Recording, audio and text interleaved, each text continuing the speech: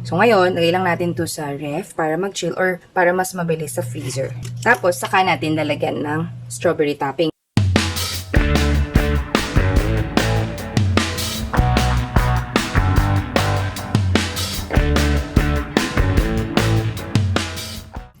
Para sa ating No Bake Strawberry Cheesecake na hindi na rin kailangang steam, kailangan natin ng 1/2 cup condensed filled milk. Tapos, dagdagan natin ng 1/4 cup or about 43 grams of white chocolate chips. So, ito bale yung magsastabilize sa ating cheesecake.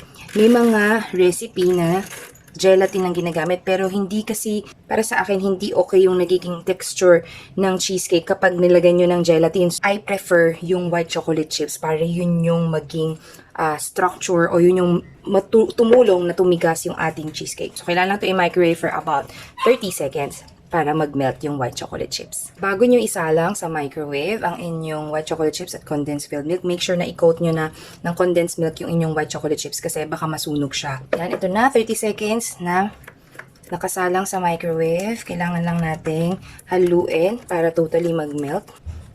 Okay, completely melted na. Set aside muna natin to cool down a little bit. Habang kinukool down natin yung ating condensed milk with melted white chocolate chips, pwede nating i-prepare yung crust. So, usually, ang ginagamit ay graham, pero pwede rin kayo gumamit ng ibang biscuit katulad ng Skyflakes. So, for today, gagamitin natin itong Skyflakes. 2 pack or about 50 grams. Ganun din kung graham crackers yung gagamitin niya, 2 pack nito. Pwede nyo itong durugin ng mano-mano. Lagay nyo lang sa plastic, tapos dikdikin nyo doon. Or kung may pandikdik kayo na medyo malaki, or gamit kayo ng food processor. I-break nyo muna siya bago isalang sa food processor. Ayan, so ito na yung ating crushed na Skyflakes. Kung meron kayong food processor, pwede nyo na directly dun idagdag yung 1 tablespoon na sugar, tsaka itong 2 tablespoons na Crema-Asada ng Alaska. So usually, ang dinadagdag din dito ay butter. Pero kung wala kayong butter, isa itong alternative, yung Crema-Asada, or pwede ring all-purpose cream lang, or pwede ring condensed filled milk lang.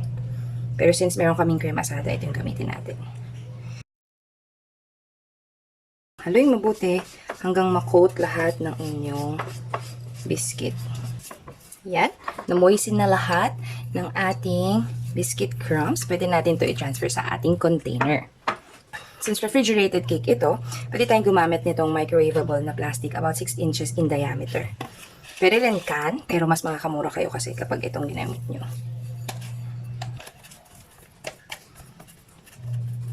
I-press nyo lang maigi. Ayan. So, para mag-firm up ito, kailangan lang natin siyang i-chill muna.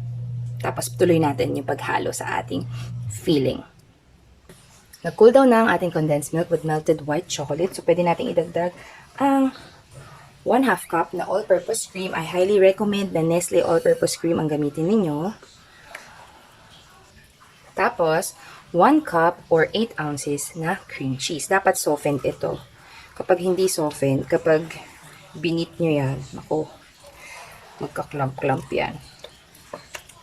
I-beat nyo lang ito hanggang maging well-blended, tapos a little more para mag-introduce ng konting air, para maging light yung texture ng ating cheesecake. Unlike kapag baked, hindi pwedeng i-overmix. So, pag well-blended na siya, stop na kayo.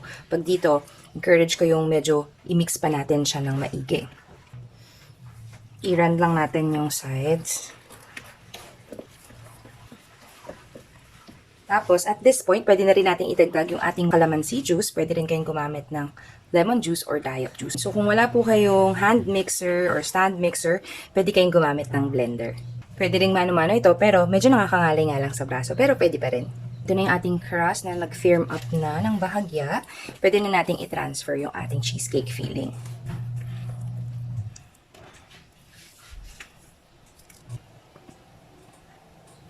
So, from here, tap lang natin siya about 10 to 20 times para lang mag-flatten yung taas.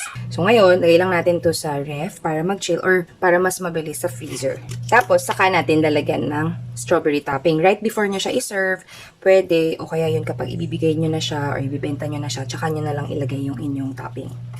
Para sa ating strawberry topping, ginagamit ko itong Duncan Hines o kaya yung Comstock So, hindi ganyan ang itsura niya talaga. Hindi ganyan karami yung buong strawberry.